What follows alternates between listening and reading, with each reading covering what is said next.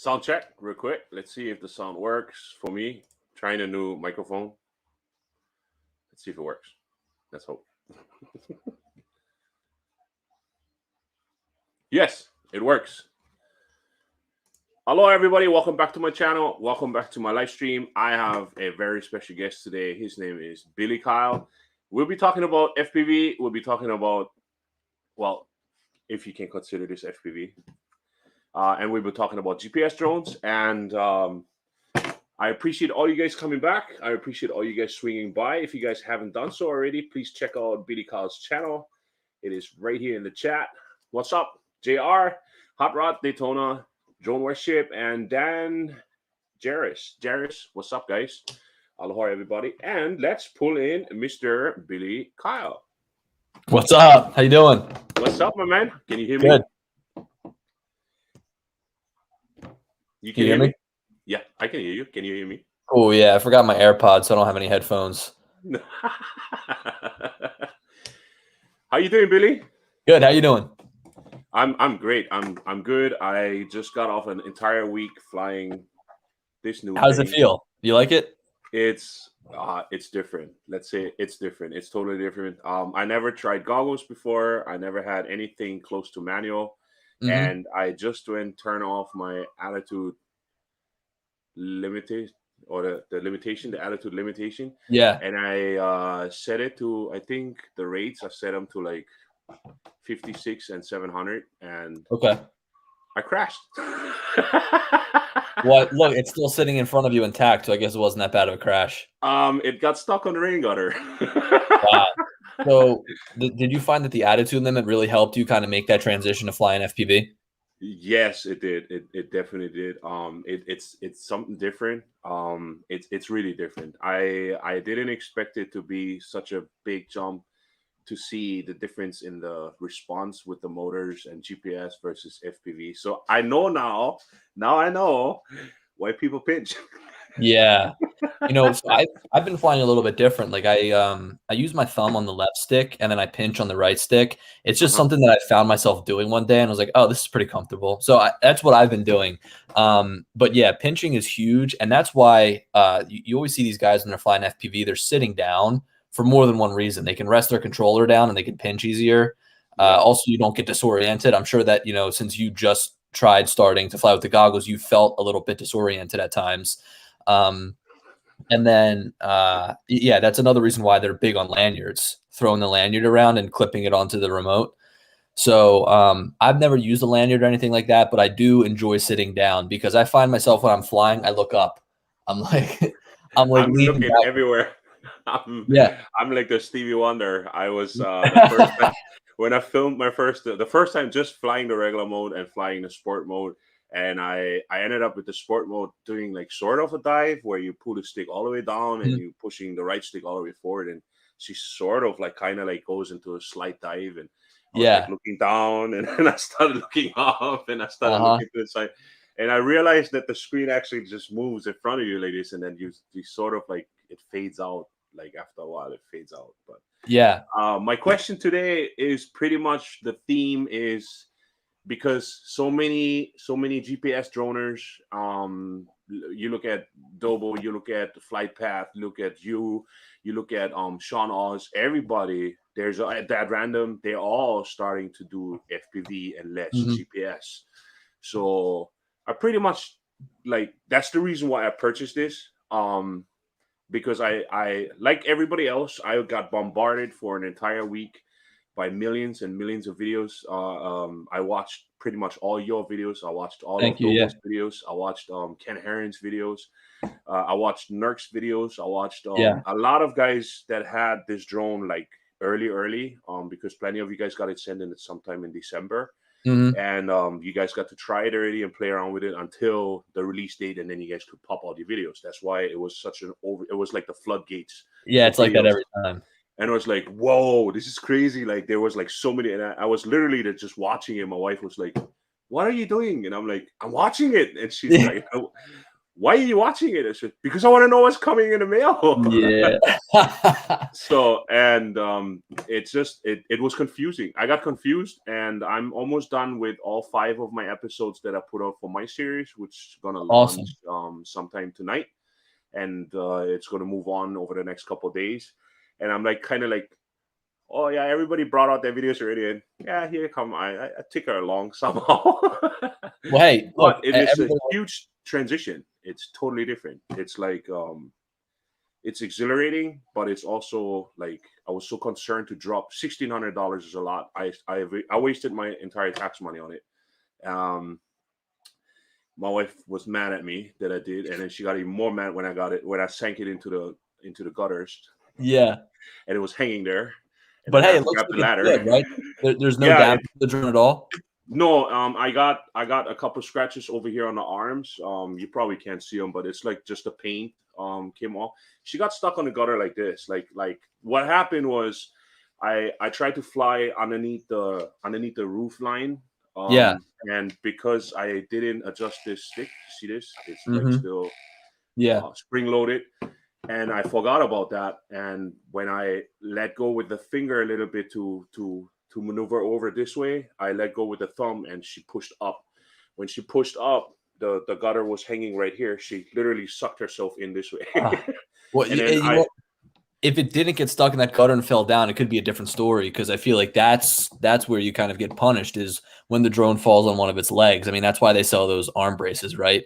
Which I think yeah, is a bad idea because it's like an admission from themselves that their drone is not up to standards as soon as it came out. yeah. So and it hung up over there. The motors for some reason stopped, which was good. Yeah. So and I was like, okay, so the blades are pretty worked up, so I had to use the new set of blades. They're all scratched up and stuff, and I didn't want to risk any scratching blades. You know how it is with the GPS drones. You have a couple nicks and dings and scratches. You don't want to use them. Yeah. Like because you get one side hanging, whatever. Just for the hell of it, just yesterday I tried out the scratched up blades, and she still flies. Like it's Yeah. like no issues. She's very robust. She's super fast. I had her like 95 miles an hour. Um, and it's like, whoa, this is like I did my first couple flips and I did my first couple turns, and of it's like I said, because it's so exhilarating to jumping from GPS into FPV. Do I see myself buying materials now like you did with the 2 boxes that you picked up before you got this send, Yeah. and just put the boxes on the side and just fly this and then switch back over, and do I see myself doing it? Probably not at this point. Because I feel like that would be I just drift off into the FPV section, and I just going down the rabbit hole and never returning from it, you know. It's And true. I enjoy the modes that it has, but the modes, because it's just that single axis gimbal, it's like kind of like you always have the horizon tilt, and I'm like I kind of OCD on that a lot. So if you have a straight shot and your stick is a little bit sideways, you have that horizon tilt, and it drives me crazy. It's I'm the same way.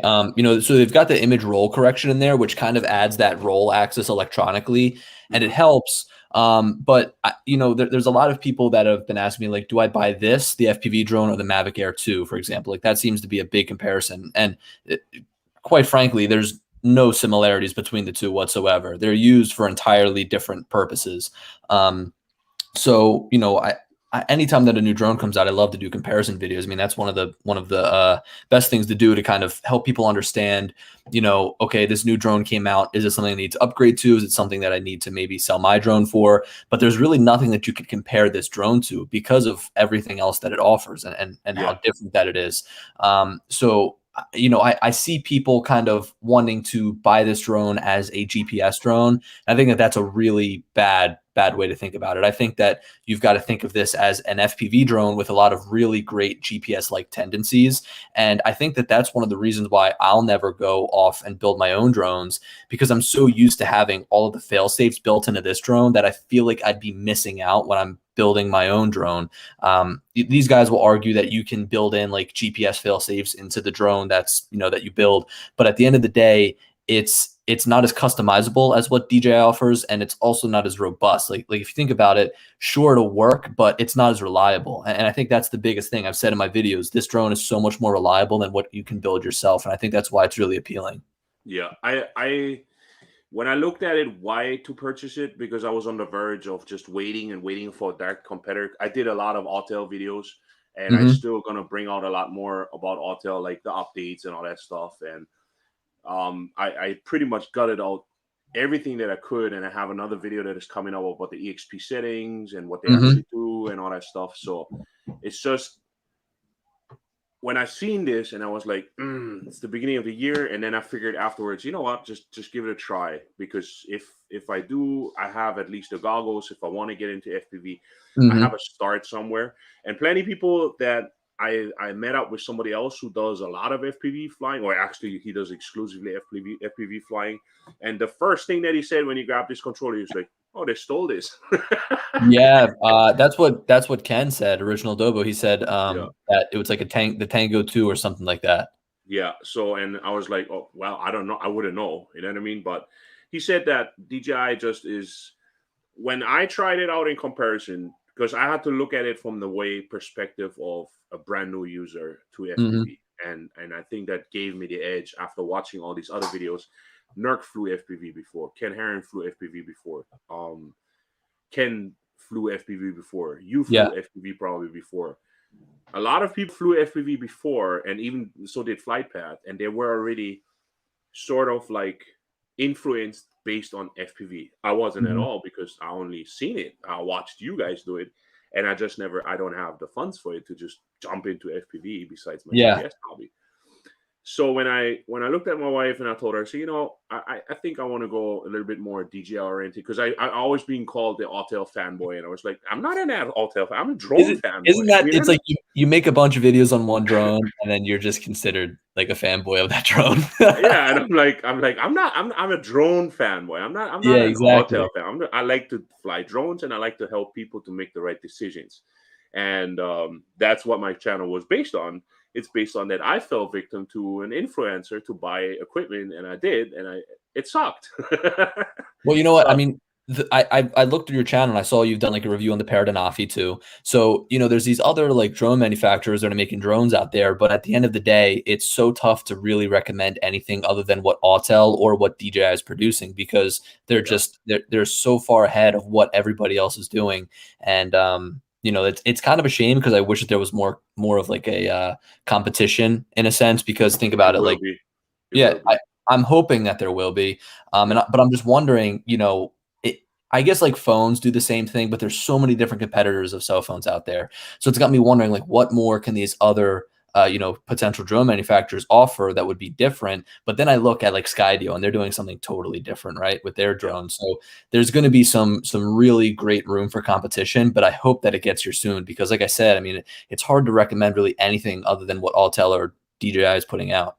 Yeah, and then you have things like Remote ID, FAA, playing around, and you have big companies like Amazon wanting to have drones deliver stuff to you Yep. and occupying the airspace, and which is going Hmm. to make it harder for the hobbyists. And most of the people on YouTube who watch our content are hobbyists, are not the Yeah. Part 107 people, because the Part 107 people, they know what they want, and they invest a lot more money than just $2,000 or whatever. Yeah. They Exactly. don't even deal with $1,600 as a toy.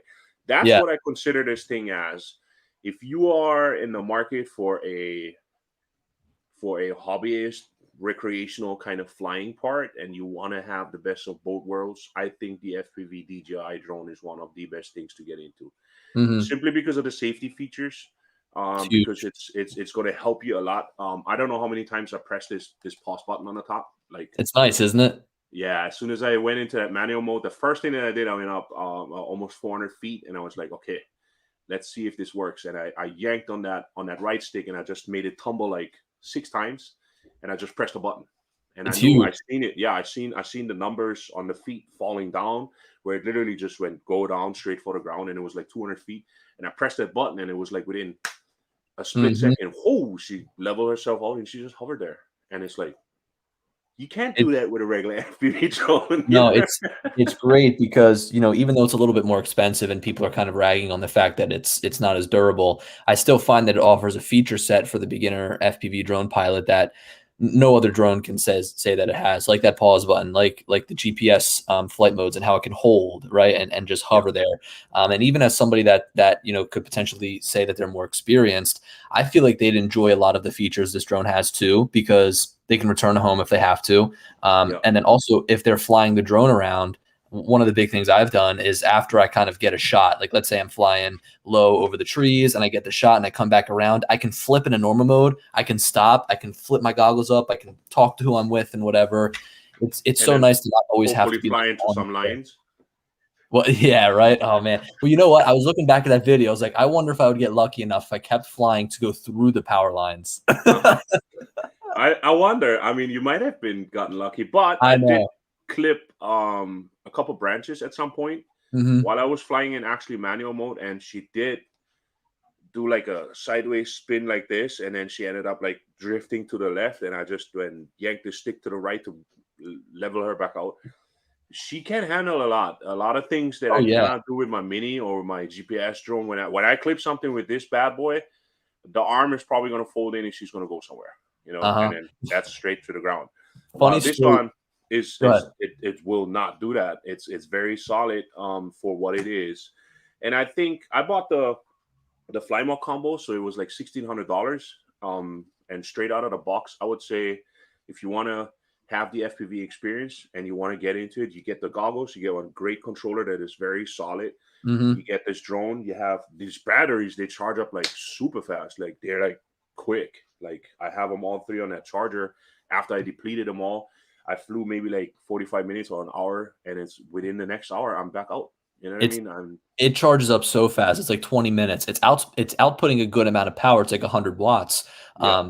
And it charges up very fast. To your point though about, the drone, how it can easily recover. I mean, think about it. This drone was made so that if it is literally tumbling out of the air, you can, regain your position. So I think that what the foldable drones have going against them is that they're foldable, so they have arms that can fold in. And if it folds in, you're just done. I mean, there's no way that you're going to get that back out. Yeah. But even the props fold. So you have so much going on the drone that if it does end up tumbling from the sky, it's going to be hard to make a recovery. But with this drone having, solid arms, they don't bend, they don't fold, and having solid propellers, no Mhm. matter what really happens with the drone, you're going to be able to try to recover in the air, which is good if you clip a branch. I mean, it's obviously a good thing.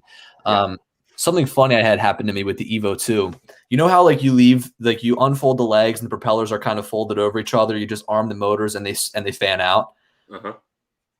The two front ones didn't fan out, and they were spinning. I'm like, all right, let me go. And I went up, and it just face planted. It like flipped totally over because the front two didn't fan out. Wow, centrifugal force did not open them for you. No, they didn't. I mean, they Yeah. must have been really clamped together. Yeah. Well, they come as the original version. They come very stiff. The low noise props are a lot more looser. How do you like them? I don't like them at all. Really, the new Yeah, I ones? don't. Yeah, I have seen a lot of guys on the forums that have shown that when they install them and they brand new out of the box, that the arms are like the drone has that vibration part. No way. And I'm not sure if it's because the props are looser or what is it. I like the original over the low noise props because I have prop wash with the low noise props, and the vibration I have is when I fly and I make that turn like this and I drift to the right and I'm trying to catch that the subject stays and I make my own half circle while moving forward. I have prop wash with the low noise props, and I had it Wow. multiple times. So I actually swapped them out and I put a brand new set on and I figured, oh, maybe one of them's off and it's a total complete new, and it does it again. And I'm like, then I put on my originals and I do the same move, same subject, same location, and same wind, everything, and nothing. So That's crazy. I'm not a big fan of it. Plus, they're not really that much quieter, Mm-hmm. and I'll say I don't like them. the Evo right out of the box is already really quiet. I think it's Yeah, quieter than the Mavic 2, the Mavic Air 2. I think it's quite frankly one of the quietest foldable drones. And once it gets that quiet, it's so subjective. It's like, do you need a drone that's even more quiet than the Evo 2 right now? Because when you've got it sitting out in front of you, that the pitch of like the sound it makes is so low that it's really hard to pick up and really hard to hear, which is a good thing. yeah. But that's interesting to hear about the low noise props. I know that I've seen the same thing with like master air screw props, right? Mhm. So I've seen people put them on their Mavic 2 Pro and they hover right there in front of them, and the drone is just physically shaking up and down, which Yeah, sucks. yeah. So I even tried the Evo One propellers, and they fit. They work. Oh yeah, Yes, I did. I did a short video on it. We just tried it out. We swapped it out, and it flew. And it has a little bit less surface, so therefore I think it's a little bit less power to it. yeah, My characteristics haven't changed. You have the same speed. You don't lose no speed. that's You just interesting. lose a little bit more flight time because I think the RPMs are a little bit higher. You can barely hear the difference in comparison to the originals. But so far, what I've seen flight time wise and stuff, you're losing like 3-4 minutes. But if you're at a pinch and you only have Evo One propellers because you own an Evo One, hey, you're more than welcome to use them. And a friend of mine brought his Evo One, and we tried out the propellers from the Evo 2, the original ones, and even the low noise props, and no problem. Wow. So, did you ever fly the Mavic Air, the original one? No, I don't have no Mavic Air, and I flew the Mavic Air from a friend of mine, and Uh-huh. it was all right. Yeah. At that time I owned the Paradanafi, and Mhm. the Paradanafi is like super nimble, It and she is. allowed you everything. She allowed Oh, you to go wherever you want, and the profile is really thin. While with the Mavic Air, it's like she doesn't even want to go there. I'm like, come on, go in between the trees. And he's like, I uh-huh. can't. And it's like, turn off the sensors. He's like, I don't know how. So with the Mavic Air, it had the rigid propellers, so they didn't bend. When you folded in the arms, they sat flush against the body. Oh, But okay. to what you were doing with the Evo and the Evo 2, I was able to take off those props and put the Spark propellers on, the folding Spark propellers. They fit Oh, on okay. the Mavic Air. And it worked, but it was just kind of strange using the smaller props. Yeah. So that's pretty much the same with that. The Evo propellers, the Evo 1 propellers are like, they're like half a millimeter, half a centimeter shorter, like 5 millimeters. And they're like a little bit less wide. So therefore, Mhm. you have less surface. Obviously, the RPMs are a little bit higher, but she takes off just the same way. Yeah. Speed wise, it's the same. It's just the RPMs go up. The motors get a little bit more warm because of the RPMs. But Hmm. like I said, if you're in a pinch and you need the Evo 1 propellers, go for it. You know what I mean? Use I've them. been there a couple of times where, I've got my drone out with me and just the littlest crash can really mess the propellers up to the point where if they bend or they chip and you don't want to fly your drone, you're kind of SOL because you don't have extra propellers. So Yeah. I've done the liberty of just keeping extra props in my bag pretty much at all times because it's crazy. Like, if you forget one thing for a drone, you're pretty much done for. The propellers, the SD card. Like if you forget just that one thing, it ruins everything else that you're trying to do. Everything. Yeah, that's why I love my GPS case. I have my GPS case from my Autel Evo 2, and usually when I'm in my car, I take there's a lot of things in there that don't even belong to the Evo 2, but I just bring them with me, including like I get like Mhm. 10 memory cards now. Yeah. Because I stocked up on them and I threw all my 128s inside here. I threw them inside the goggles. I threw them in this Evo. I threw them inside my Insta 361R, and I get them like everywhere. And I'm like, sometimes it's like because I didn't label them because they're so tiny, and I take Yeah. them out and I take them into the office. And I'm like, what was on this Which one? one? Well, So I so gotta just look at it. What is the footage on it? You know what I mean? what's good about having a lot of SD cards with the FPV drone is, it's I would say it's good to swap out an SD card maybe every flight with the FPV drone, because if you crash, the SD card could go along with the drone wherever you're going to crash it at. A Yeah. lot more susceptible to crashing. So I've been using 128s too. And then are you recording to your DVR and your goggles too? Yeah, I pressed the button on this. That is, I think, for the drone, but then Hmm. you also have the record button for this. So I think that records on the goggles only. Yeah, Is that no what's matter which happening? one no matter which one you press, if you press it on the goggles or on the remote, it starts recording both. So to record, Oh, okay. it depends on how you have it set up in the settings, but you can have it record like a low resolution version in your goggles. And the reason why that's really important is because if your drone crashes, you can see where it landed using that Yeah, Find My Drone feature, or yeah, yeah, where it crashed, not landed. yeah. Pretty much. The one thing that I noticed though is that if I run a screen because I would ran the tablet out to it, as soon as you run the DJI Fly app to it, when you press record, that screen goes blank. So she Yeah, I doesn't. noticed that too. Yeah, she doesn't show it. And the other part that I didn't really like about it was that they didn't end up, because I'm an Android user, so they didn't bring out a flight simulator yet. That's the reason why I had to do manual straight off the back Yep. out the box. I have no choice of doing anything else. Um, the other part was that the I'm lost. Well, What? you're talking about the Fly app, right? Yeah, the Fly. So the other thing is on the Google App Store, the version is wrong. So she wouldn't connect. Like the Oh, version on the Google App Store for the Android is the wrong version. You need 1.30, and you can only download that directly from DJI website. So you got to download it separate to each device that you're planning on using with it in ah, order to activate the drone. So the whole time I plugged in the wire and I'm like thinking to myself, why is this still not connecting?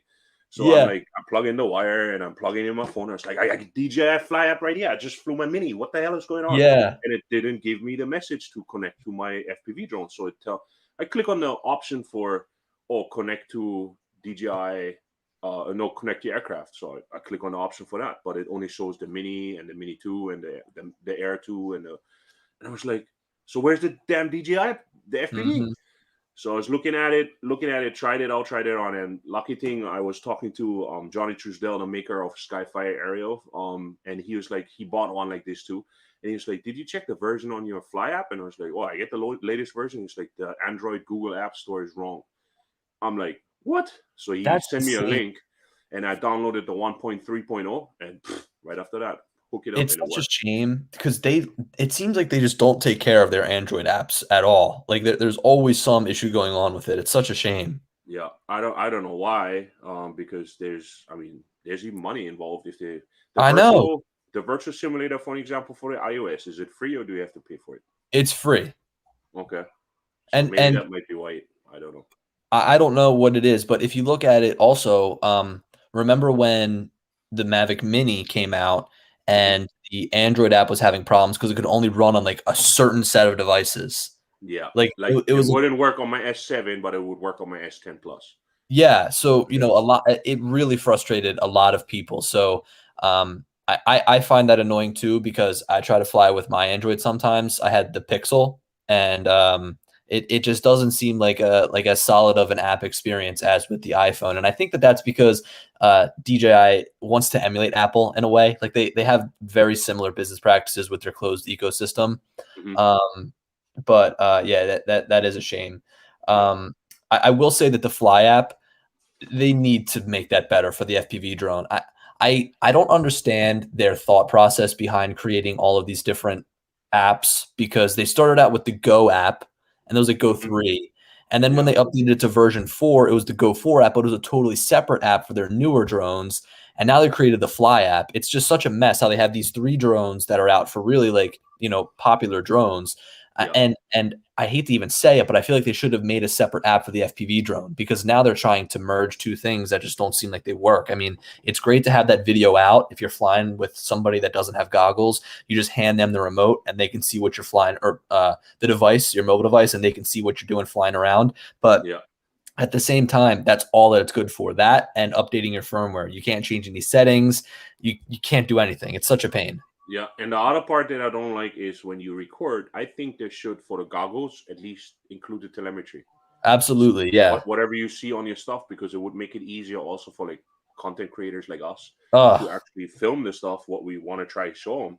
Yep. And I have to use my 1-inch 360 to put it close up to the goggles, and then I run through the menu while peeking through the outer hole just to make sure that, hey, what's going on in here? What I see.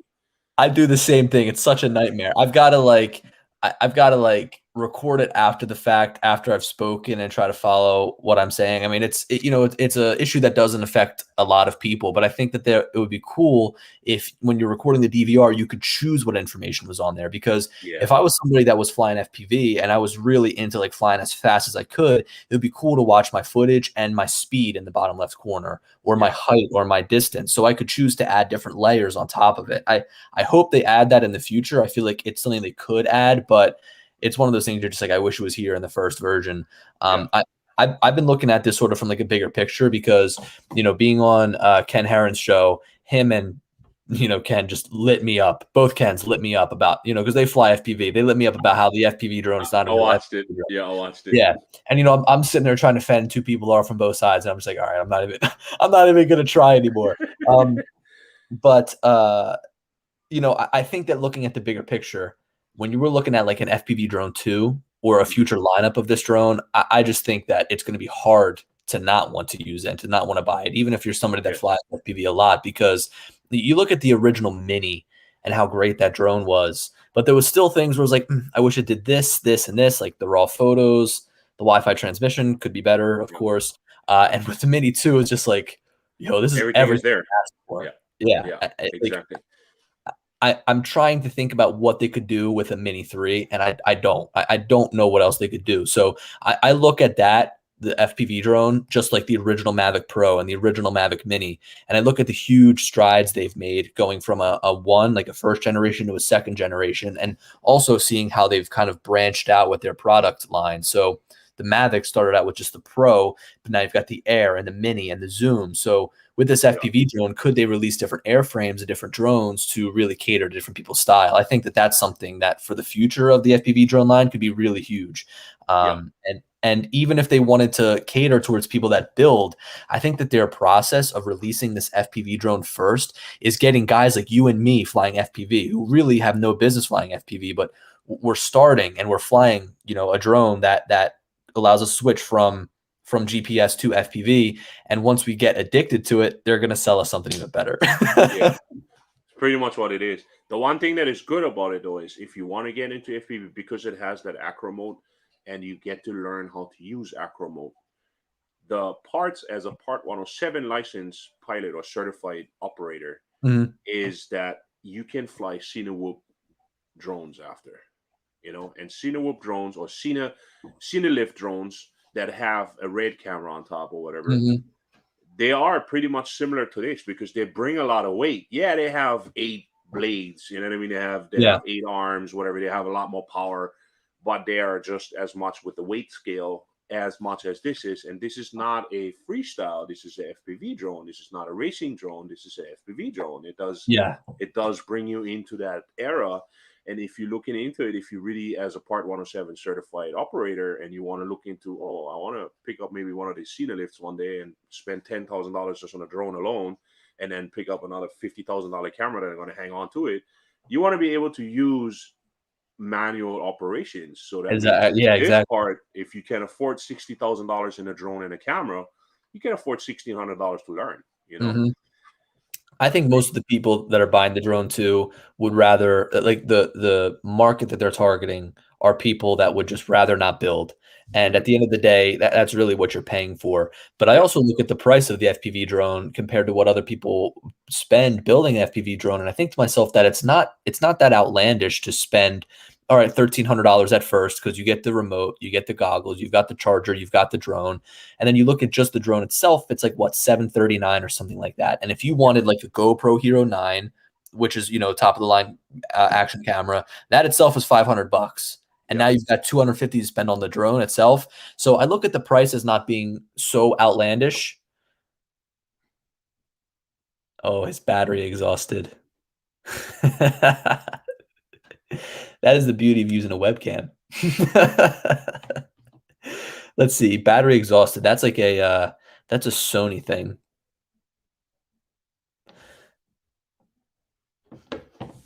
I'll read through the chat here. So Bob says, some say that the DJI Entity blacklist has something to do with Google no longer carrying the latest app. That's pretty interesting. And I wonder, because Google and Apple, oh, there he's back. It happens. Camera die. It happens. It happens. Can you guys hear me? Yeah, I can hear you. Are you shooting with a Sony? Yes, I am. And I had it on this whole time, and I'm running the big 970s, but because I used the Auto 2 for my lights. Yeah. And I think I'm out of focus, but well, I'm looking here. So Bob says, some say that DJI Entity blacklist has something to do with Google no longer carrying the latest app. I can't confirm this. I just wonder, like, Apple would be in the same boat there because they're both American companies. So you've got to wonder, like, if Google wasn't going to be carrying DJI's latest version of the app, don't you think Apple would probably follow suit? To that point, luckily with an Android, it's a lot easier to download an app from DJI and just use it, but it's harder on an Apple device because it's so locked down with their app store. So you've got to wonder that if something like that happens, that could put a huge dent in what they're trying to do with their app. Yes, definitely. And then let's see. So Daytona says, have you used goggles with a camera drone? I haven't. I don't know. I've never found like the reason to.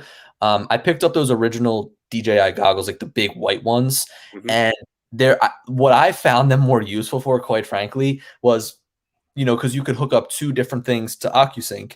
I would hook up my remote and my phone, and I'd fly. And if I had somebody with me, I'd say, here, throw the goggles on. I never flew with the goggles on myself. And I think it's just like for me, it was like a personal preference thing. Like, I would rather have the flexibility to look at my phone and quickly look up and see the drone back and forth.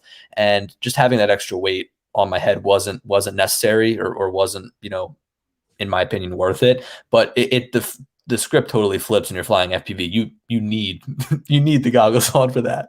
Yeah.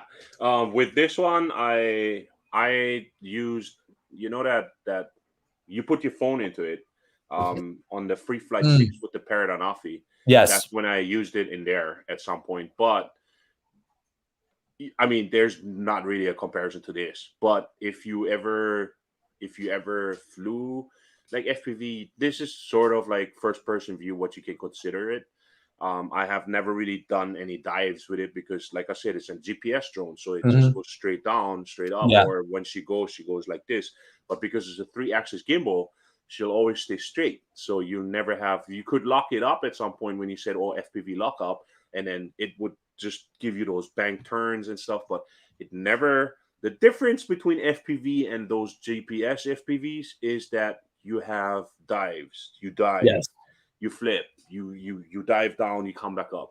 And with this one, I have noticed, I mean, I can't compare it to any self-build FPV drone because I have never built anything, and I will probably never will do because I suck at soldering. My hands are huge. I cannot deal with circuit boards, and I'm not patient enough because I have a full-time job. I have family. I have kids. I have wife. I have YouTube a lot. You know, I get so many emails from people that I answer every day and try to guide them into the right direction. I hang out on forums. I hang out on Facebook. And then I do YouTube live streams and videos and try to help people there. So I don't have time to build anything. Yeah. You know, I just don't because I have, like I said, because I have a full-time job. And And that's where this is so much easier, where you can just, hey, this thing is built, Would I invest into the care refresh? No, I think I rather, for me, be careful more on the way I operate it. I think I'm responsible enough not to try anything stupid. Does it might crash one day? Yeah, it probably will. But for me, for the purposes, I'm looking for like ridge diving, mountain diving, Yep. going in between certain things. If there's two trees, you can wage it up after a while. I figured it out afterwards because I was like 400 feet up, and I was going and it dropped down to like 300, and then I came down to like 150 feet already. And I have huge trees around here. They're all like 120 feet tall. Yeah. And I ended up actually flying underneath one of them in like 80 feet, but going close to the crown and starting to do that drift. And Yes. then it's amazing how you can just go around and how she slows down while you going around like this. But then you have to realize now, okay, so how I'm going to push back forward. So yeah, it's super exhilarating, but as long as you know how to control yourself with that, you're not going to try anything really stupid. So therefore, for me, care refresh is, if this bird goes down, I'm probably going to have to reinvest another $700, Hmm. And but I well, try not to. I follow suit with you. I think that I'm in the same boat in a sense where, with the FPV drone, some of these guys like Ken, for example, his whole thing is like, if you're not breaking stuff, you're not flying or whatever. But I don't find joy out of the building of the drone. Like that's not me. I'd prefer to do the flying, right? And as long as I'm flying with, something in the back of my head, like, hey, if you crash this drone, you're gonna have to spend $700 to replace it. It makes me fly a little bit more careful. And I wouldn't say I'm reserved because I still fly, full throttle and manual mode, trying to hit that maximum speed. And in a couple of my videos, I've kind of gone down and kind of gone down through like trains, and I've gone under bridges and stuff. So you can still have a ton of fun with this drone, but you're also, in this mindset of, I don't want to crash it. I don't want to crash it. I don't want to crash it.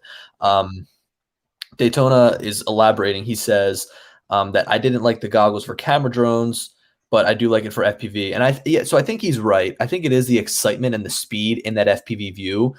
Because when you put goggles on for like, a Mavic, it does feel kind of slow, like you're puttering along. But I think it's also like a line of sight thing. I prefer to just fly the GPS drone line of sight.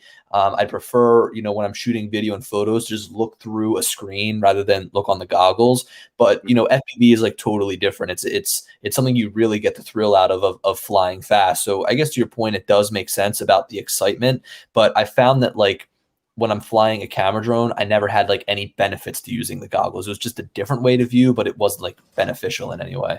Yeah, it is a different view, and you can actually see that it's FPV as well because it's first person view because you're literally Yes. there. You're seeing what your camera sees.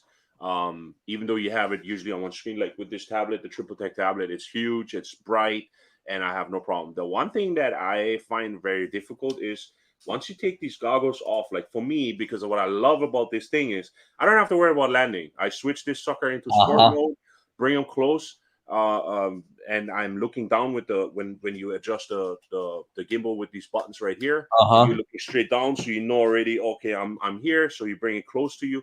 Now you take the goggles off. It's amazing. That's one moment when I'm like looking up and I'm like, oh, it's Yep. like super bright. It's like, oh, my eyes got it. So that's a dangerous part. So visual line of sight, you got to have an observer, because if there's anytime a emergency situation, you have to look up straight out of the goggles. You're not going to be able to, because your eye is going to be so wide open. Your pupils is when you look up, it's gonna hurt. It hurts. Like looking up into the bright sky, you're like, oh. And then you got to wait a little bit until your eye is going to adjust. Yeah. So you really got to be careful. So you need an observer for it. And hey, I have no problem with inviting a friend. Hey, come check me out. Fly the FPV. Yeah, right. I bring my mini with me, or bring my Autel with me. Fly it, while I fly this one, and just stick with me and just keep an eye on my stuff. So hey, I think it's a fun, and it's going to bring people together. But to get back to my topic, do you think FPV is taking over? Nah, I don't think so. I think that there's always going to be a sense for camera drones. The reason that I really got into flying drones in the first place is because I like taking photos and videos. And that was kind of like, it's still to this day what I find joy out of. Like when I'm when I'm flying like my Mavic, for example, especially after flying the FPV drone, it's not like it's not the exhilaration of flying fast and doing maneuvers with the drone, but instead it's the images that I create with the drone. It's the photos and videos that I can like take off the SD card, pull it on my computer, and look at. It's the photos I can edit and put up on Instagram from views that other people wouldn't get if they weren't using a drone, for example. So I look at this a little bit differently. Like I think, okay, this is like a lot more fun to fly. Like I could go out without an SD card and be okay, because with the Mavic, my main purpose is to bring back some images to look at. And if I forgot an SD card, I'd say I don't even know if I want to fly because it's the Mavic. But with this drone, it's so much fun to fly that I could leave the SD card at home and say, yeah, it's cool. I'd have fun just bombing around with this drone in manual and doing some, maneuvers around trees and going through objects. So to that point, I don't think that it's taking over, but I think that it's definitely diversifying the community. I think that there was this like great divide between people that would fly like camera drones and FPV drones. And there's now giving the people that are flying GPS drones a little taste of what FPV is like. But I think that for me, like, having flown this for a good amount of time, yes, it was something that was fun to do, but it wasn't always the first drone that I was reaching for because, as somebody that thinks about photos and videos, and I think that's what a lot of people who fly Mavics think about is like, what photos and videos can I shoot with this? They're going to grab the best tool for what they want to shoot. So like if I'm trying to take a photograph of the city skyline, I'm not bringing the FPV drone with me. But if I'm going to the beach and I know that there's going to be like jet skis and boats that I want to chase around, I'll bring both because I can use the Mavic to chase them around. But if you've got a guy going really fast on a jet ski, like your buddy's there and he's got his jet ski and he's like, I'm going to rip at 60 miles an hour, you're going to need the FPV drone. So I just look at it as like another tool in the bag in a sense. Yeah. So yeah, that's kind of how I look at it. And I feel like people would roast me if I say that I don't get joy out of flying the Mavic, but really the way that I think of myself is more of like a photographer and videographer that just happens to use drones. Yeah. No, I love the image quality of this Autel Evo 2. And I learned how to deal with the nicks and things here and there. Yeah. And I flew 1,000, I just clocked like 1,700 something flights with this one. And 1,700. Yeah, and I got like 2,500 miles out of it, and that's great. And I totally love. I think I have 4 terabyte hard drives, externals that are full with footage of it in 6K and then 4K. Yeah, and I totally love it, and I haven't even gone through all of it just for use it for my stock footage and stuff because I wanted to start selling stock footage. I don't even find the time for it. It's just I love to fly so much that I just keep the stuff, the footage, and then I'll just use it for my YouTube and use it here. And then once in a while, I get requests from clients. They tell me, "Oh, I need something from this area." So wait a second, I flew over there not too long ago, so I go back and I check my footage. Yeah. Well, I have stuff like this. I don't even need to go out. You can have this, And I just. Yep. And they're like, "What?" So yeah, I have footage for that. I have exactly what you're looking for because I've been there like a month ago. And they're like, "Oh my God, that's great because the weather is so bad right now." You know what I mean? But they need it, and it's great. I mean, the footage of this thing, what it can produce, is amazing. I totally love it. And I think, like you said, I think this part right here, besides being fun for everybody and a transition into FPV, pretty much it's gonna be also a tool to mix it up to have like. Mm-hmm. If you are a content creator for YouTube, this is a great mix. You have Autel Evo 2, you have a DJI FPV, or you have a Mavic Air 2, and you have the FPV. I think that you can mix up some really sweet videos out of that. Mm-hmm. To mix both shots up, like have a rising shot of you standing on the bridge that a friend of yours flies while you're standing on the bridge flying this bad boy, and he comes up with his drone with your Air 2 and films you going up while having you in the center, and you fly this and you come underneath the bridge or wherever that is that you're at, and you can just mix it up. It's great. I think it's a great tool. Camera wise, I think the sensor could do better. Yeah, that's something that I feel is always DJI's like last thing they try to tackle whenever they're creating a drone in their first generation. The Mavic Pro camera sucked. The original one was not good. And they improved upon it. So I think that for some reason, whatever they do, whenever they come out with a first generation camera, it always lacks in certain respects. Yeah. But at the end of the day, I also think to myself, what more can they do with an FPV drone? Because most of the guys flying FPV are using GoPros, and if it's not GoPros, it's the total opposite end of the spectrum, like you said, carrying a red camera on a Cinelift, right? Yeah. So I look at what the camera does, and I think, okay, how can they make it any better than that? But I mean, could they put a 1-inch sensor on there in the future on a larger drone? Yeah, they could, and that would be really great. Yeah. But I think that what's really awesome, like we were talking about photographers and videographers, as someone that shoots photos and deals with cameras, the last thing that I want to deal with is the building part. And that's what I keep coming back to. And what you keep coming back to is the fact that it's kind of just ready as soon as we pick it up. And that's what makes it so desirable. Yeah. Yeah. That's pretty much what it is. It's like that building part is like totally, I mean, I understand what they're saying. Like, they beating on it. It's like, oh yeah, it's like, I don't know what it's supposed to be. Carbon infused. I don't even know what that means. You mix plastic and carbon. It's like fiber enforced plastic or something like that. It's hard plastic. You know what I mean? Yeah. It's gonna break no matter what. It's firm plastic. but it's convenience wise. I mean, look at it. You don't have to use no Velcro straps. You just slide it out. Here's your battery. Slap it in. Convenience wise, it's like slap it back in, hook up the back, and you're good to go. You know, I mean, it's like literally, you don't have that really. And how cool is this? That's so awesome. I totally go off on this. It's like the first time I heard it, it's like, is it broken? And then I had to restart it. Like, you also don't have to worry. You don't have to worry about your house burning down from the batteries that are used with an FPV drone, you know? Yeah, well, we don't know that yet.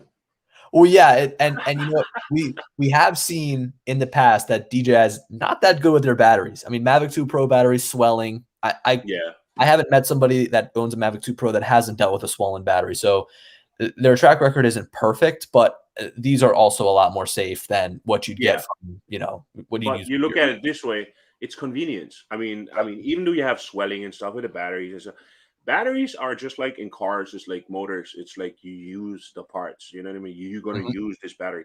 You discharge rapidly, you recharge. You know, you discharge rapidly, you recharge. It's gonna broke sooner or later. It's not gonna work anymore. You know what I mean? So you have to think about it. It's just like putting gas for your car. You know, as long as everything else is great. I mean, the arms, as long as the bolts don't come loose and the arm all of a sudden just falls off in halfway through the air, or the arm breaks off because of the force of the G forces that I apply on it, going into a dive bomb, come back up. I'm cool. You know, you build something that is like really cool. I'm cool with it. You know, and it's like the good part was when I started doing my reviews on this and my videos, and I was looking at it, I could look at it from a neutral standpoint based on that I wasn't influenced by a more nimble build. I wasn't influenced by a more solid build, a more carbon fiber-ish kind of build. Yes. I was just simply, hey, I bought a DJI FPV. Let's look what it can do. You know what I mean? Let's see what it brings. And for me, it was exhilarating already just in GPS mode to just use the goggles. It's like it was something totally different. For me, always was line of sight. I grab ladders to climb up to look through the area that I want to fly through. You know, with my GPS, and I look through it and say, okay, it might fit. And then I come with my drone and I go like, I inch my way forward and I inch my way back, and I do it a couple of times back and forth until I have the shot that I want. You know? And I'm gonna now with this, it's like as soon as you realize, okay, props are here. I have like this much room underneath. I have like this much room above. Let's go for it. You know, and I had it in GPS mode and I flew through an area because you're right there. You know, and it's like, whoa. This is cool because you have the props in the shot, but I mean, if you film in 4K, you can punch in and get rid of the props. Exactly. You know? I think the goggles helps a lot with that because you feel like you're there, and you have better awareness of what goes on. To your point, I actually prefer the props in the shot because when I'm flying around, I get a sense of where the drone is at. I get a sense of like, you know, I feel centered. I feel like I've it's almost like in a car. I feel like I can see the four corners of my car, right? In a sense. And this is kind of one of the drawbacks of using the same camera to transmit the signal and capture the footage, because you know, typically with the air unit, you would see the props in the shot on the air unit, but the footage captured on the GoPro, you wouldn't see it. So, you know, it was like no worries if you saw it while you're flying around. But now it's kind of like a middleman where like they're there and you can kind of see them, but at the same point in time, they're there when you're going to also record your footage. I came from the Phantom, and those propellers sometimes would get halfway down in the shot, so I'm used to it at this point. But I see it as more of like a utility in a sense, because I'm able again to see the propellers, and it feels like I can monitor the four corners of my car, or four corners of my drone in this sense. Yeah. Going off on a different tangent here, it seems like DJI comes out with all these different like niche genres inside of the drone space, right? Foldable drones and whatever. Do you think that Autel will come out with a hybrid drone like this one? Or anybody? Do you think anybody will come out with a hybrid drone like this one to try to contend and go head to head? No. You don't think so? No, I don't think so, because OcuSync 3.0, you look at the goggles, DJI had already the goggles from the first version, True. V1. They had the step ahead. OcuSync is very big in like image transmission wise. I have never had any pixelation. I never had any problems with it. I mean, I went as far as like 1,600 feet away from me, and I felt far. I'm not very comfortable having it that far away. My buddy had a hard time seeing it already. He was like, 1,600, where's the damn thing? He could hear it. And yeah, you gotta hear it. Saw like the black blur, like once in a while. He's like, okay, I saw it, but because of the profile is so small too, when you do your twists and turns, once in a while he lost track, and he was like, dude, I can't really see it. It's going to be hard for me to observe this and stay legal. And I was like, okay, I'm going to bring it back closer. So within like 1,000 feet, no problem. But 1,600, it was already hard. And then plus, if you dive underneath trees, he's not going to be able to see it, And he's like, okay, we have like a house and stuff in between, so you got to bring it back up in the air. Yeah. I'm like, okay. And it's I don't think that anybody is going to be able to stink on against that or willing to do it either, because DJI, as the size of a company as they are, they have DJI Ronin SC, they have DJI Ronin, they have gimbal stabilization, they have Osmo Pocket, they have regular drones, they have the Mavic series. They have so many things that can back them up in case this thing goes sideways, and they just say, just discontinue this sucker. And they can just simply say, oh, let's focus on something else. But they were great, even though everybody was like saying, oh, the propeller stuff and this stuff and the Tango 2 controller, whatever this thing is stolen. You're always going to have, look at automobiles these days. There's a brand new truck coming out. You're looking at it. It's like, oh, this is a beautiful truck. It takes 6 months, and you have all of a sudden a Toyota that looks similar. You have a Mazda similar. They have a Nissan, and all the cars all of a sudden look similar to each other. Like, whoa, and it's going to happen the same way with technology-wise. If this worked, we're going to use it, Yeah, okay, then you have the patent stuff, and we have the patent lawsuit with Autel on DJI, and with the propeller mounting part and the system, the way they had it. Okay, but that's competition, and that's industry. That's what they do, And after all, they're Chinese, and they imitate everything, and they're pretty good at figuring it out. Design-wise, style-wise, I love it. I just love it. I don't see myself, though, that Autel is going to bring it out, because they're focused a lot on the Dragonfish. They're going a lot of times into industrial part. When you look at it, and then you have Parrot, who partnered up now with the military and law enforcement. So Parrot and Afi didn't bring out anything for any consumer. They brought it out $7,000 freaking drone for industrial. Could you imagine? A lot of these guys go for that. And a Nafi 2 with slight upgrades would be so great, because I love a lot of things about that drone, but there's like a couple of things that's just like it makes me say, like, and especially now you look at the Mini 2. It's hard to recommend the Anafi, but the Anafi had, at the time when it came out, so many things going for it. It was quiet, just like you said. It was nimble, it was agile. One of the biggest things I loved about it was the app. It's like flawless in my opinion. The companion app is great. And it's a shame that they couldn't come out with something that was that maybe like a second generation that featured better specs and a better all-around build. I actually went to the launch event for that drone, and I had no business being there. I had no business being there. I just emailed someone, was like, hey, can I come? And they're like, yeah. So I went, and I was in the corner, and they were flying these drones inside with no cages, right? So usually you've got like drone cages when you're flying the drones inside, and they had no cages. So there's like 4 drones hovering above people. They're flying it inside. And I'm standing there, and the one dude like flies it into the wall. It hits the glass. It hits the glass window, falls down on top of me while I'm like filming something. And I'm just like, oh man, this is not a good start. Hey, but the drone itself worked out great because of the geofencing. You didn't have the geofencing. And Yes. that's the one thing that tripped me back then to actually get because Paradise was my first drone. Mhm. That's how I started, and I was like, "Well, It's this a is good great," first drone. and it was awesome. I have so much fun with it, and I clocked I fixed that drone up so many times. I crashed it like 60 times. I had to buy how many arms for it because I was totally reckless with it. And of course, the first 2 months I was like super smooth and I did everything, and then I was like, "Oh, let's try this." And because she was so nimble and so fast, I just like, oh, okay, let's go. And I totally didn't see the wire. I clipped the wire, and the thing went spiral out and fall down on the ground. The gimbal went fly one side, the arms went fly the other. And I'm like looking at it, say, oh my god, I just sank $400. Oh my god, my Yeah. wife's gonna kill me.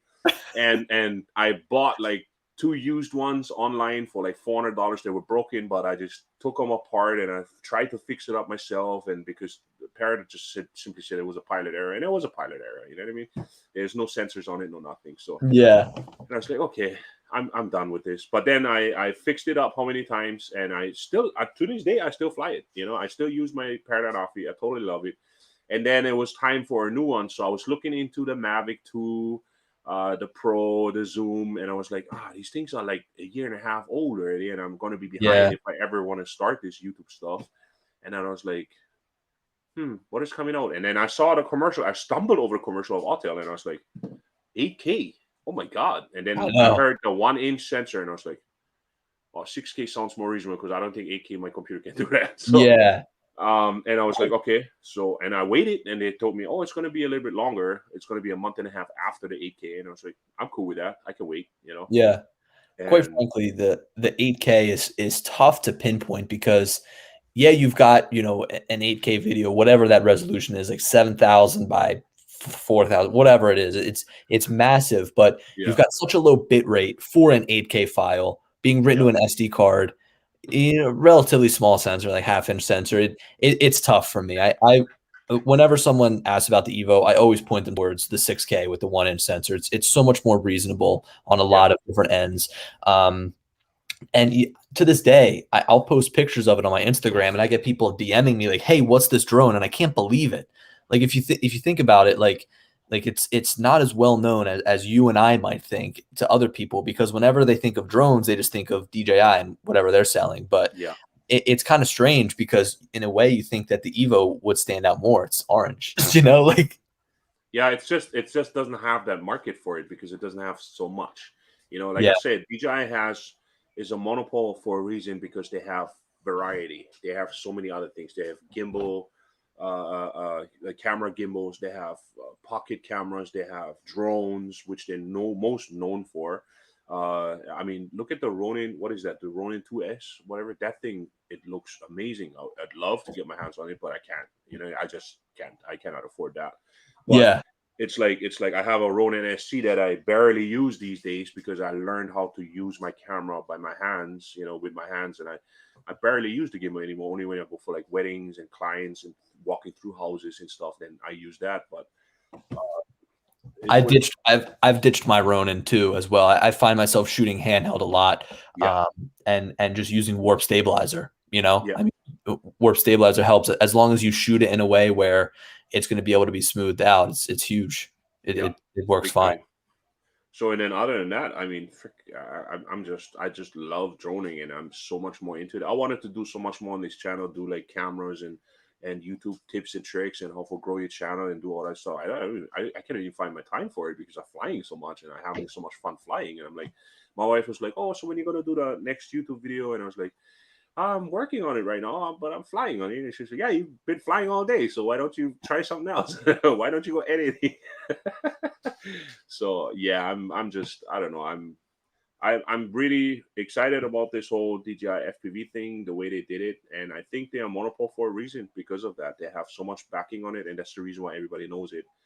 Yeah, And I love my Autel Evo 2 though. I don't think it's gonna be a long time before any other drone is gonna relieve that, except for the next upgrade in GPS drones in my eyes is if you have the 1-inch sensor is optical zoom, um, yes, which and 4K 120. So yep. that's pretty much. I think what is the next generation of drones that's supposed to be coming out in this kind of price class and type of drone, because you can't do any better. The one thing that I don't like about the Autel is that the intelligent flight modes are not as versatile. I think that Yeah, DJI has better programmable moves, like the intelligent flight modes. I They agree. have Like the better trick shots moves, they have. and I think this drone would be able to do it too.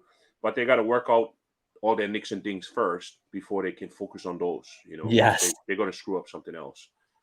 Um, They're gonna break something else to fix something. Yeah, and it has been pretty much with every firmware. It has been that something was better. They brought something new, but then something else was total jack. And I'm like, come on, guys, you guys can't do this. And I'm a firm believer of this drone. I like I said, I can't at this point. I cannot auto adjust my gimbal. It wouldn't let me ever since the new firmware. Hmm. And Autel offered me to send it in for repair, and I declined. I said no, I don't think it's a hardware issue. I think it's a software issue. So you guys gotta fix it. Yeah, or You know. roll. Did you try rolling it back? That's the problem. I can't. But Yeah, since 2.518 that they came out with, there was an activation for the drone. I haven't been able to roll back. I have tried multiple times with the rollback stuff that I found on autelpilots.com. I can't roll it back. that's a Um, shame. yeah, it wouldn't let me because it's usually a forced update they call it, but it's actually downgrading the software and Mhm. then bring it back into the older software. And I was hoping that I could see if that really would fix the auto gimbal adjust, but I can't. I tried. I can't. Yeah. So And I see you posted a good amount of videos on that triple tech tablet, which I've got one too, and I'm working on a video. What do you think of it? You like it? I love it. It's totally great. It's really awesome. It's a great tablet. You will not regret using it at all. And I told I many people that want to buy it, whatever, what do you think of this tablet? And I told them, hey, I think it's great. I was blessed with it because I wrote them a while back when they brought out the first version, Mhm. and they haven't answered me because I'm a small channel, you know what I mean. So I was like, hey, you guys interested in sending something? I do a review, I send it back to you, but they haven't gotten back to me. And then all of a sudden they was sold out, and Captain Drone had one, and then Original Dobo was doing his review, and then all of a sudden they came up with the Pro, and I Yeah, was like, whoa. And then they emailed me and out of the blue and they told me, oh, we got an email from you a long time ago, but a lot of people have requested a video from you. that's Okay. awesome. So, and then I was like, my viewers do everything for me pretty much. They use my affiliate links, they write to companies, and that's how I've been able to get around and grow bigger, like quicker, I Yeah, guess. that's And great. it's starting to pour rain right now. I can hear it. Yes, it's been crazy for the last 2 weeks. We have flash flood warnings, we have all kinds of stuff going on. That's nuts. Yeah, it's crazy. So, but yeah, this triple tech tablet itself, it's awesome. I totally love it. The only I used the SIM card for it as well. I popped it out of my phone, put it in there, and I used it. I'm so spoiled. I don't want to fly with my phone anymore. Like, It's great. The one thing I wish, and I don't notice it as much when I'm flying because you of course have the down resolution video on the like whenever it's being transmitted from your drone. I yeah. wish the screen was a little bit sharper. It Um, is did it's a you little. did you try to remove that screen protector? I haven't yet. Does that make a big difference? A huge difference. Really? Okay, I'm gonna have to Yeah. do that. It's because it's when you get the bathroom windows, you get one clear window, you have the Yes. bathroom windows, the ones that kind of blurred out. So this Yeah. one is like that screen protector that is on top is also anti-glare. So that's the one thing that I noticed about it. But it's held on by static. So if you take it off and you keep the screen clean, you're gonna see a difference in image quality based on that it's really nice looking crisp. It looks way more Okay. clearer and crisper. But I like it because it has that anti-glare. And a lot of times I have like 12 noon, my sun is up, it's white. Like the Yeah. sun is white. And it's like I see my own reflection in that screen if I Yes. don't have that glare protector on top. And it helped out a lot. But like I said, this tablet, because it's Android based and I play video games on this thing. I go on Wi-Fi. I play my games on it. I check my Facebook. I get my. I watch your guys' videos when they pop out, and I see them. I say, "Oh, great!" And I watch the videos while I'm on the road. I totally love it, And the freaking 10,000 milliamp per hour freaking battery in there. That thing lasts for 5.5 hours on full blast on screen. You Yeah. know what I mean? It's Like this, great. it's It, I it's did it's a endurance perfect tests with it. It's crazy. It's a perfect utility tablet. I mean, and Yeah, that's really what they're selling it for, which is perfect. yeah, and it's not only for flying drone, but for me specifically, it's focused pretty much on drone flying. I like a lot. Like I fly my Mini with it, I fly my Parrot with it, I fly my Autel with it.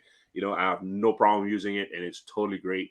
And I actually used it the other day just to have my buddy watch the FPV stuff. I told him, "Here, hold this tablet. I get the wire in there." But then, like I said, I pressed the record button, and it's like, "Oh, it froze." And I'm like, "Huh?" Yeah. So I put it in pause, and like you said, I put it in pause. I took my goggles off. I look at it, and I was like, "Oh, how come?" And then we tried to figure it out. So I try unplug the wire. So you unplug the wire, plug them back in. And he's like, "No, it's still not working." Then I pressed the record button again, and the screen came back. And he's like, "Oh, we found Such a something." You pain. know, I mean, because you want to record your footage while you're flying, but you also want exactly. your buddy to watch you, and you got to choose which one you want to do. It's Yeah, such a nightmare. yeah. So that's kind of like a, if you just want to show like, "Oh, this is what I learned." You know what I mean? Like, you show your buddy and say, "Oh, this is what I'm seeing in my goggles." You know, and I actually flew in manual, visual line of sight. So I flew it, watching it, and I did a couple flips and turns and banks while my buddy was wearing the glasses, the goggles. And I actually found that pretty exhilarating too, because Really? yeah, I could see it, and I could see how it was behaving, visual line of sight flying it, and I actually liked it. Like, I don't I think I could checked do out the that. footage after, and I was like, this actually looks pretty good. I don't think I could do that. I've heard of people that do fly line of sight with FPV, and Yeah. I don't get how they do it. It's just well, it's not like I'm flying through obstacles and stuff. I'm up in the air, you know. I'm watching it, and I see what it does. I know the orientation, the shape itself, and I think that might be the reason why they gave you this green one, True. because I swapped out the stuff because I couldn't see it, the orientation. I couldn't really see it because it's a black dot. As Yeah, soon as you put this on, the orientation changes because now you have this green one on top, and you can see which way she's facing. you're right. So, and I was like, that might be the why they gave you a bright green one. Besides that, when you crash it, you can find it easier. You know? Exactly, dude. The process of having to take off all those screws is tedious, though. You know, try Yeah, it's like six of them or four. No, I four. I almost Yeah, feel like I'm breaking it, taking it yeah, off. It's like creaking and crackling. yeah. I mean, the cool part is it's just like with the Paradigm Offie. It's one tool, take off everything. You know, and Yes. that's the really cool stuff. And I took it apart over here on the arms just to check it out, and I was like, whoa! And then I got my fat straps for the goggles, and I got that inlay for, it's like a foam inlay that you can put on the inside to protect my lenses on the inside and to clip my antennas inside. Because so far, if I put my stuff somewhere, my antennas like everywhere, and I don't want my antennas to scratch up my goggles on the inside. So I picked up that. It's like $10. It's like a foam that you can clip in onto the inside. That's awesome. Yeah. So we are like past 1 hour already. The time went by so fast. It's crazy. And it's like I totally enjoy that you came, and I totally Yeah, of appreciate you that you course. came. It was great talking to you. I mean, look, I don't know many people that mainly fly the Evo 2, but it's great to hear that you're enjoying yours. Did all that footage in your intro, is that pretty much all Evo 2 6K footage? That's actually mini and 4K. Okay, well, still looked great. I mean, you have some great landscapes out there, like the whales and stuff. I've Yeah. only I've only gotten to capture whales like one time. It was when I first started flying drones, so I wasn't all that good. But that was like a once in a lifetime thing for me. So it's cool to see that you got that too. Yeah, I got that. I got lucky on that one. I actually went out to shoot something else. I wanted to catch the coastline and the cliff, and it was early mornings. And I was there, and my buddy looked at me and he goes, "Bro, is that whales?" And I'm like, "Where?"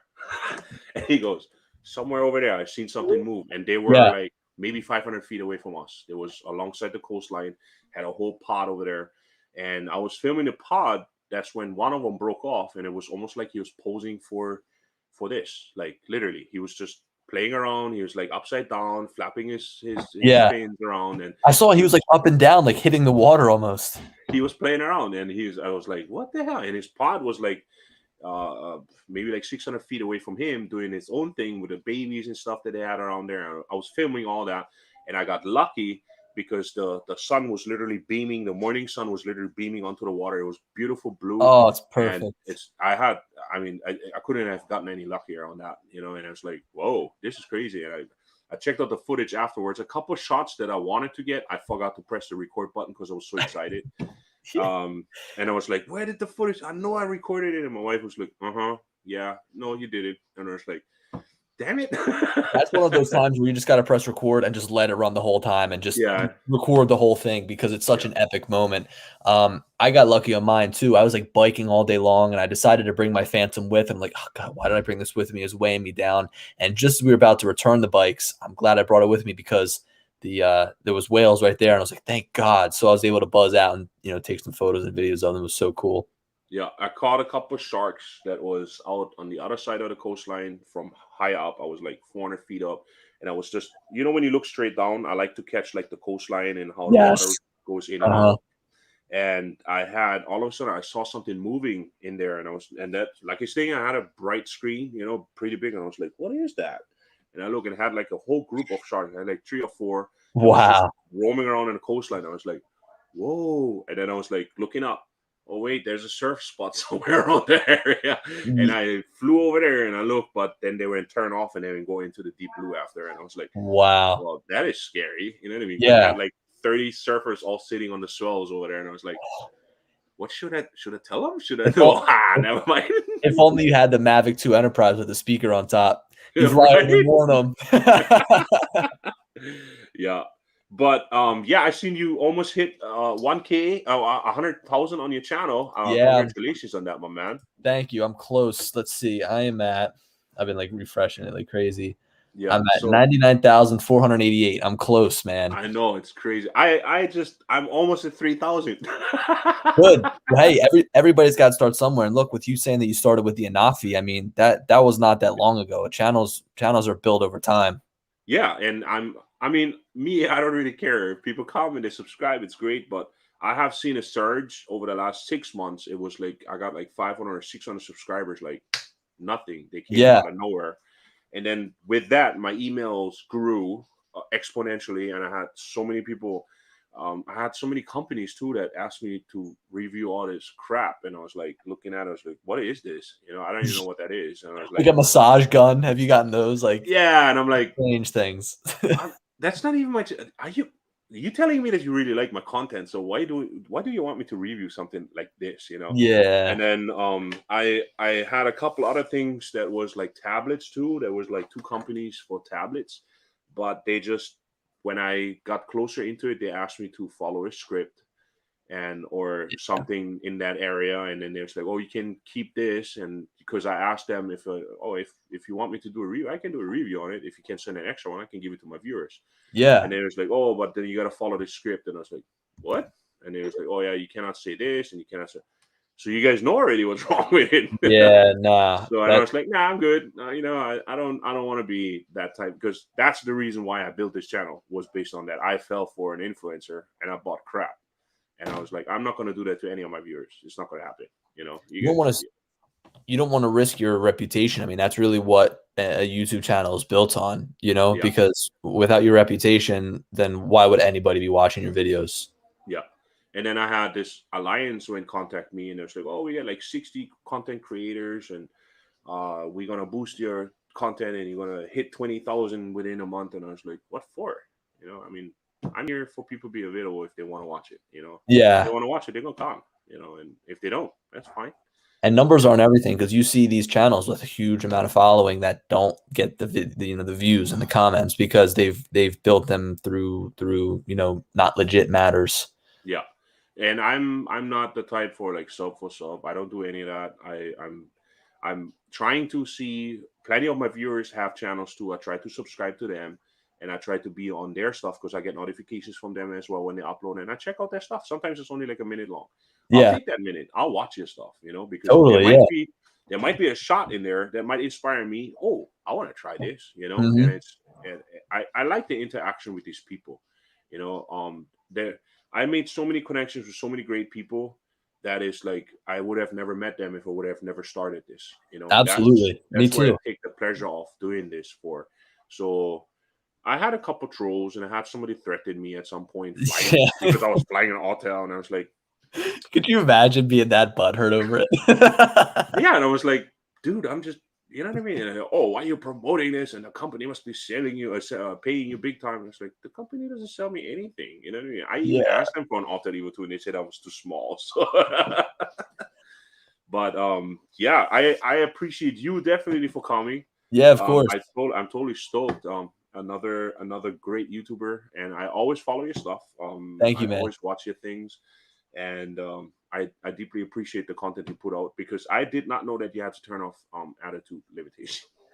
Yeah, well, hey, that is like a huge feature that I think is, again, really what the FPV drone is about, right? Like being able Yeah, to work your way from flying in GPS to manual, and that's such a crucial step, because if you just flip right into manual, you're gonna flip over and you're gonna yeah, get lost. yeah, So that's such a huge step, and I'm really looking forward to see, your videos on what you come out with the FPV drone and what your thoughts are, because it's such a different drone that I love seeing what other people have to say about it, because it's really like it's different for everybody. I mean, yeah, yeah. It it's is. great. Yeah. All right. There's so many guys. I gotta go afterwards through this chat and check it all out. But I appreciate you coming by. I appreciate you taking the time out of your day for helping me out. Yes, man. It was great talking to you. And I'll see you around, my man. You take it easy. Absolutely. I'll see you, dude. Later, guys. All right. Aloha. Billy Kyle, everybody. Sorry about the timeout earlier. And I think I'm still sort of out of focus. Like out of focus. I think I'm out of focus. But I appreciate all you guys coming by. Billy Kyle, for everybody. I put the link of his channel in his description, or in the chat one more time. It's also in the description of this video. And if anything, please make sure you guys go over there, help him out, reach 100,000. He's a really cool guy. And I appreciate all of you guys. I've seen already there's so many chat messages that went through here, and I have to go through all of them to read them all. I appreciate all of you guys, and stay tuned for my next videos coming out. There's one coming out for the Autel Evo 2 EXP settings and what they do. It's almost finished. And then, of course, my new DJI FPV series that is going to start kicking off by tonight or tomorrow night. So depending on how quick I can get done with the editing. And I appreciate all of you guys. Love you guys. Don't forget, COVID-19 is still out there to get you.